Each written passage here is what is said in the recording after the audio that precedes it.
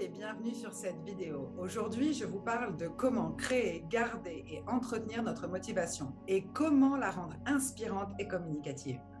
Combien de personnes connaissez-vous ayant perdu leur motivation pour cause de stress, de manque d'énergie ou de vitalité? Des tonnes. Et comment est-ce que je vous accompagne pour transformer ça? Premièrement, gardons à l'esprit que pour moi comme pour vous, ce n'est pas notre job de faire changer ça chez l'autre. En fait, me concernant, j'accompagne, je soutiens, je pousse, je questionne pour que vous trouviez vos solutions 100% compatibles et implantées en vous afin que cela devienne réellement un mode de fonctionnement habituel chez vous pour vous rendre autonome. Ce n'est pas non plus votre job de résoudre tous les problèmes du monde ou de votre entourage. Votre job, c'est d'apprendre comment gérer votre état personnel, émotionnel et pourquoi pas inspirer des gens autour de vous au passage. Comment inspirer, me demanderiez-vous? Eh bien, simplement par le fait de vous voir rayonner et appréhender la vie d'une façon différente, vous pouvez inspirer les autres à faire de même. D'ailleurs, je dis ça avec le plus grand respect de ces attitudes de sauveur, puisque j'ai été longtemps sauveur et victime à la fois. Et nous aimons ces gens et pourtant l'amélioration ou la facilitation de vie ne peut jamais venir de l'extérieur de l'individu. Il doit y impliquer personnellement, avec enthousiasme, joie et quotidiennement, parce que c'est bien là toute l'idée fondamentale de changer son mode de fonctionnement, de la même façon que nous changerions un programme de notre ordinateur. Ok, oui, on est un petit peu comme les ordinateurs, Dieu créa l'homme à son image et l'homme créa la technologie à son image également. Parce que vous devriez garder à l'esprit que vous ne changerez rien chez d'autres individus par votre volonté personnelle. Ça leur appartient. Et j'accompagne également sur la dimension acceptation et lâcher prise. C'est vrai que c'est une notion, le lâcher prise, qui peut parfois sembler complètement étrangère à notre mode de fonctionnement habituel. C'est pourquoi il est important de changer ses habitudes et d'en créer de nouvelles. Je dois le reconnaître, j'ai voulu aider et accompagner tout mon environnement social, familial, amical, et ça n'a pas pris. Pourquoi? Eh bien, d'abord parce que l'affect entre en ligne de compte et la personne accompagnée se sent ou se pense jugée, même si ça n'est pas le cas, et surtout parce qu'il n'avait rien demandé. Il était indispensable de lâcher prise et d'accepter que tous n'avaient pas forcément envie de changer leur vie pour le mieux et qu'ils restent dans leur mental parce que ce mieux m'est inconnu, alors que cette situation inconfortable, je la connais par cœur, mon inconfort me laisse en paix, du moins c'est ce que je crois. Oui, je suis d'accord avec vous, c'est un petit peu antinomique, mais pourtant c'est souvent le cas. Les gens préfèrent rester dans une situation terriblement inconfortable quelquefois parce qu'ils connaissent le fonctionnement de ce type de situation. Et que, à contrario, opérer un changement voudrait dire se heurter à l'inconnu. Et ça peut faire très peur. La peur étant paralysante, la boucle est bouclée, vous m'avez comprise. Et oui, je dois reconnaître que c'est parfois super frustrant quand on sait soi-même ce que l'on a à offrir au monde en termes de facilitation de vie, de pratiques quotidiennes, de mode de pensée. Mais lâcher prise, c'est aussi comprendre que tout a une raison d'être et donc que chacun doit écouter sa volonté propre d'aller mieux ou de persister sans rien changer par peur de l'inconnu, simplement. Il faut aussi comprendre que c'est OK que nous ayons tous des ambitions de vie différentes. Qui peut juger ce qui est acceptable ou ne l'est pas pour Pierre, Paul, Jacques? Imaginez. Pourquoi tu ne veux pas devenir milliardaire? Pourquoi tu ne fais rien pour ça? Pourquoi tu ne veux pas savoir être joyeux, à l'aise, 24/24, 7/7? Eh bien, juste parce qu'ils ne sont pas dans ce mood. C'est simple. Et c'est OK. J'extrapole, bien sûr, mais je veux vraiment que vous compreniez que nous ne sommes pas à même de juger qui que ce soit sur ses ambitions et inspirations personnelles, aussi grandes ou petites soient-elles à nos yeux, en tout cas.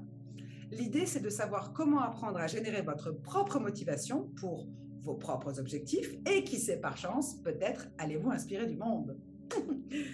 Donc, je vous donne ici deux premières grandes clés pour la motivation. Et si vous êtes leader, entrepreneur ou même parent, ces deux clés valent de l'or en matière de génération de motivation. Rappelez-vous bien que vous n'êtes pas responsable de leur énergie, Vous n'êtes pas responsable de leur niveau d'ambition, pas responsable de leur propre changement. Votre seule responsabilité, c'est d'être vous-même motivé et de savoir conserver, entretenir et générer cette motivation propre. Et pour eux, de laisser la vie être leur guide. Pour autant, vous pouvez également être source d'inspiration, encore une fois. Donc la première règle pour booster la motivation des vôtres, de votre entourage, de vos collaborateurs ou de vos adolescents, gardez bien ça en tête. Les gens soutiennent ce qu'ils créent, ok? Les gens soutiennent ce qu'ils créent. Donc si vous souhaitez qu'ils soient motivés, encore une fois, il faut qu'ils se sentent impliqués personnellement et faisant partie de ce sur quoi vous souhaitez qu'ils soient motivés. C'est ok? En fait, que ce soit sur la vision, l'idée, la stratégie, le plan, si on arrive en disant « Hé les gars, faites ça et soyez motivés hein ». Ouais, mais non, en fait, c'est quoi l'idée? Ils ne sont pas ni inclus, ni impliqués. Donc forcément, ça ne matche pas parce qu'on ne peut pas dire à quelqu'un « Ok, fais ça et sois motivé ». Ça ne marche pas. Ça peut même être pire. Ils peuvent carrément devenir réfractaires ou même critiques sur le projet. Ça donne quoi? Eh bien, aucune motivation. Et parfois, ils doutent, ils ne sont pas certains d'avoir compris, en prime. Donc, tout ça parce qu'ils n'ont pas été inclus dans la création. Il vous faut animer les gens dès la création, dès la mise en place, les impliquer, leur demander leurs idées. Pas de participation égale pas de motivation. Si vous imposez, ça coule au fond du lac. Si vous questionnez avec des questions ouvertes et pertinentes, vous assisterez à des éclosions d'idées, de l'enthousiasme, des visions. Implication égale motivation. Il est évident que le fait de vous intéresser réellement à eux contribue à orienter ce que vous allez proposer. L'idée, c'est de poser les bonnes questions. Quelles sont leurs passions, leurs besoins, leurs espoirs, leurs problèmes? Mais faites-le en tâchant de vous connecter réellement à eux, qu'il s'agisse de votre équipe de travail ou de vos enfants ou de vos clients. Qu'est-ce qui est important pour vous? Voilà le genre de questions qu'il faut leur poser. Qu'est-ce qui est important pour vous? Qu'aimeriez-vous faire? Quelle sera votre étape suivante?